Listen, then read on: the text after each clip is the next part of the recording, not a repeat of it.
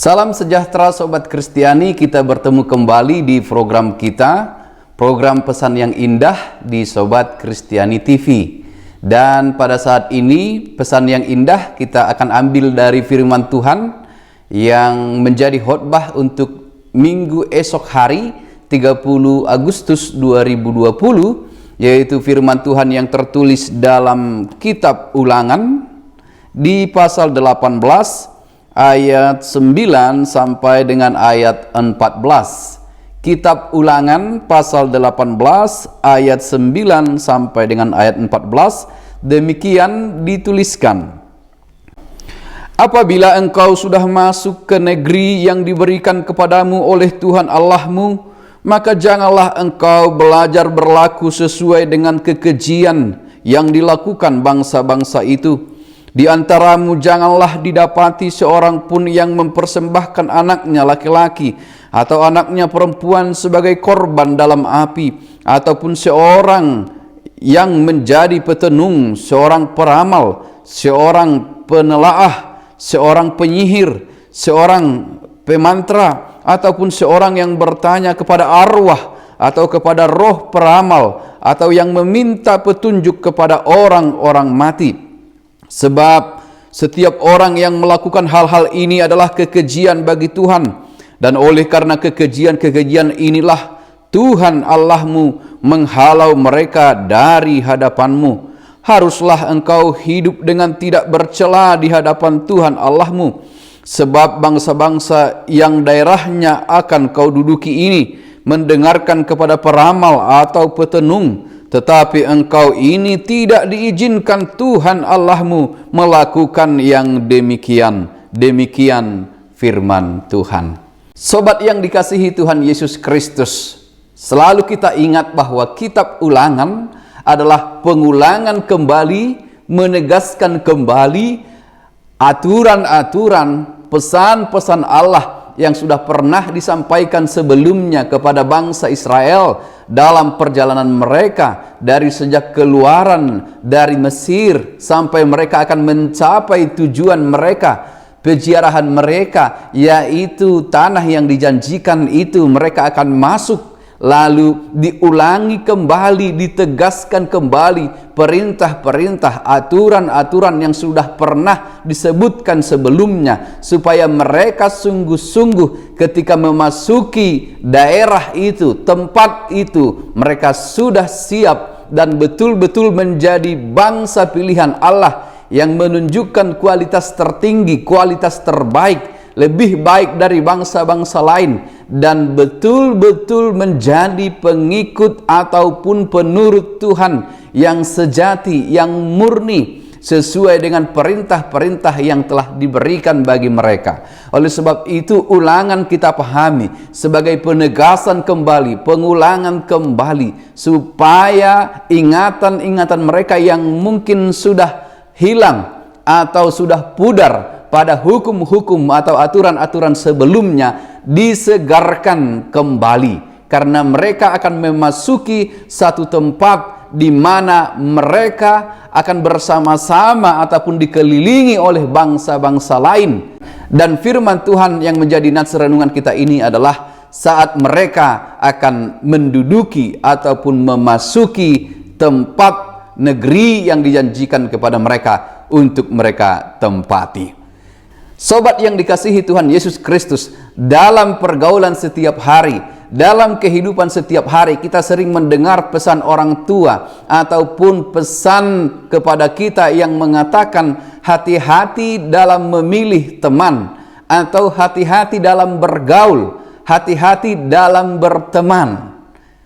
Nasihat itu sering diungkapkan, sering diucapkan karena adanya kesadaran tidak semua teman itu akan berpengaruh baik dalam kehidupan kita. Tidak semua sahabat ataupun kerabat, tidak semua lingkungan, tidak semua tempat tinggal itu akan memberi dampak yang baik kepada kita. Maka disebutkan hati-hati dalam berteman, termasuk juga hati-hati dalam memilih tempat tinggal, hati-hati dalam bersahabat ataupun membina hubungan dengan orang lain. tinggal bersama dengan orang lain, karena bisa saja orang-orang tersebut memberi pengaruh yang buruk kepada kita apabila kita tidak kuat dalam prinsip atau cara hidup kita yang benar. Dalam renungan kita ini, pertama kita harus fokus pada ayat 14 yang mengatakan, sebab bangsa-bangsa yang daerahnya akan kau duduki ini mendengarkan kepada peramal atau petenung. Sekarang mereka akan hidup bersama-sama ataupun di sekitaran orang-orang yang biasa mengandalkan kuasa kegelapan. Untuk itu kepada mereka diberi pesan, diberi peringatan, diingatkan kembali, lihat atau ketahui engkau sedang bersama-sama dengan siapa, sedang berada di sekitar siapa. Mereka adalah bangsa-bangsa penenung, bangsa-bangsa yang hidup dalam kejahatan. Dengan demikian sangat besar kemungkinan orang-orang Israel akan terpengaruh. Mereka akan berbaur dengan kehidupan masyarakat sekitarnya yang hidup dalam kegelapan. Maka pesan ini meneguhkan mereka untuk mengingat kembali hukum Taurat pertama dan untuk mengingat kembali hukum Taurat kedua. Ini menegaskan kembali ataupun semacam penjelasan lanjutan terhadap hukum Taurat pertama dan hukum Taurat kedua, bahwa hanya Allah yang boleh disembah. Hanya Tuhan yang telah menyelamatkan mereka yang dapat disembah. Sekalipun di sekitar mereka ataupun bangsa-bangsa yang berada di sekitar mereka adalah bangsa-bangsa yang tidak mengenal Tuhan, bangsa-bangsa yang hidup dalam kegelapan, yang berbaur dengan penyihir, yang berbaur dengan kekuatan gelap, dan mereka sudah terbiasa dengan itu.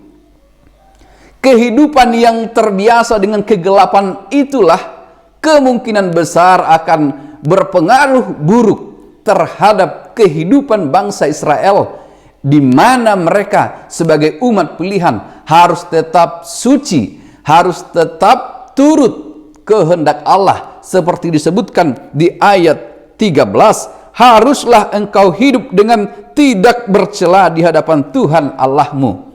Jadi jika mereka terlibat dengan kehidupan kegelapan orang-orang di sekitarnya, maka mereka akan tercela dan mereka akan perlahan-lahan melupakan Tuhan Allah yang telah melepaskan mereka, yang telah membebaskan mereka.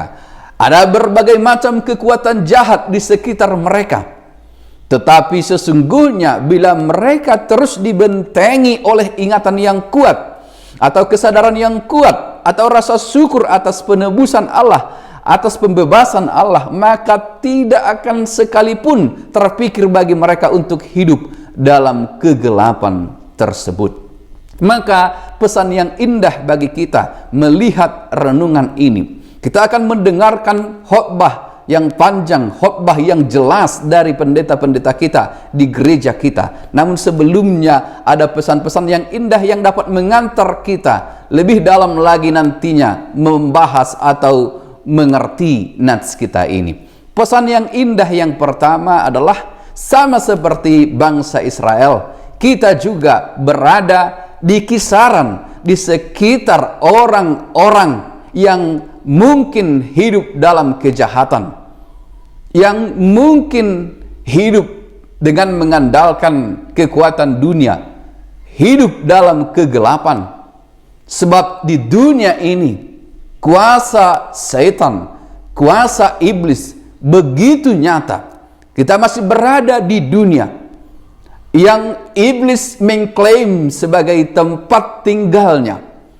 Sebab bila kita ingat pencobaan Yesus, iblis menawarkan dunia ini kepada Tuhan Yesus, jikalau Tuhan kita mau menyembah Dia.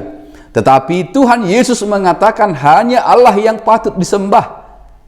Pertanyaannya, apakah mungkin iblis menawarkan sesuatu yang ia tidak merasa miliknya? Tentu karena ia merasa bahwa bumi ini dan isinya, bumi ini dan kegelapannya adalah miliknya.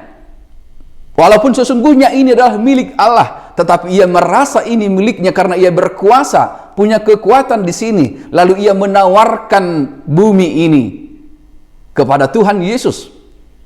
Maka kita menyadari kita juga berada di tempat di mana kegelapan itu memiliki kuasa, di mana kejahatan itu merajalela, di mana iblis itu semakin canggih. Sering dikatakan iblis dulu dengan iblis sekarang memang tidak berbeda, niatnya jahat. Hanya cara-cara yang dipakai tentu lebih canggih sesuai dengan perkembangan zaman. Kekuatan kegelapan itu menyesuaikan diri dengan kemajuan zaman. Kita berada di sekitaran itu. Maka kepada kita juga diingatkan, tetaplah setia dalam panggilan yang telah kita terima menjadi orang-orang percaya di dalam Kristus Yesus. Jangan sekali-kali terlibat dengan kuasa kegelapan. Maka bila kita ingat pesan Paulus, membicarakannya pun jangan. Sebab jika kita terus membicarakannya, kita akan larut dan kita akan ikut dalam kegelapan itu. Maka pesan yang pertama adalah tetaplah jaga dirimu. Tetaplah kuat dan teguh di dalam iman, supaya engkau bisa memenangkan kuasa kegelapan ataupun bisa menangkal kuasa kegelapan. Sebab saat ini, sobat Kristiani, kita tidak bisa memilih dengan siapa kita berteman. Walau ada nasihat, hati-hati dalam memilih teman. Hati-hati dalam memilih tempat tinggal. Hati-hati dalam memilih dengan siapa engkau bergaul. Tetapi kita tidak selalu bisa memilih. Kita tidak selalu bisa memilih-milih teman. Dengan demikian mungkin kita terlihat sombong dan kita angkuh. Tetapi jika kita memang dibentengi dengan iman yang kuat, dengan iman yang mengatakan Tuhan Allah satu-satunya dalam Yesus Kristus adalah yang patut disembah, maka siapapun yang berteman dengan kita, siapapun yang tinggal di kisaran, di sekitar kita, kita tidak akan terpengaruh. Maka pesan yang kedua adalah jangan pernah terpengaruh dengan kekuatan-kekuatan jahat, dengan kegelapan, dengan berbuat jahat. Pesan yang ketiga, hanya mereka yang selalu mengingat bahwa Kristus adalah Tuhan, Allah adalah Tuhan di dalam Yesus Kristus, satu-satunya yang patut disembah. Hanya ini yang mampu mengalahkan kuasa kejahatan. Hanya orang-orang yang menghidupinya, betul-betul mengakukan dan hidup sesuai kehendak Tuhan. Hanya ini orang-orang yang bertahan dari kuasa kegelapan.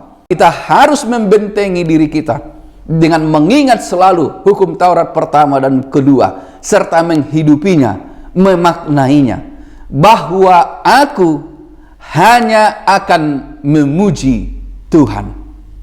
Dan bisa kita lanjutkan seperti perkataan Yosua, sekalipun ada orang lain di sekitar saya, di sekitar aku yang terlibat dengan kuasa kegelapan, tetapi aku dengan seisi rumahku, kami akan beribadah kepada Tuhan. Sadarilah bahwa hanya di dalam Tuhan kita memiliki perlindungan terhadap segala kuasa kegelapan. Semoga Tuhan memberkati kita supaya tidak terpengaruh dengan berbagai macam perbuatan jahat dan kekuatan gelap di sekitar kita. Tetaplah menjadi orang-orang kudus dalam Yesus Kristus Tuhan kita. Amin.